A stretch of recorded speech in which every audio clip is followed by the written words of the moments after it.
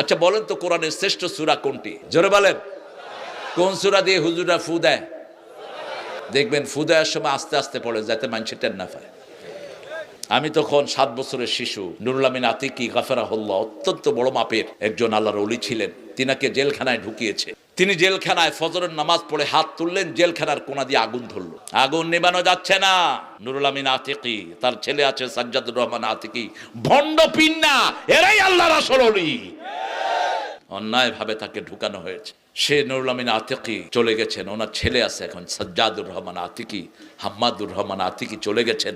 আল্লাহ তার কবরগুলোকে জান্নাতুল ফেরদাউস বানান। ওনার কাছে আমি গেলাম, টুনচর মাদ্রাসায় উনি এসেছেন।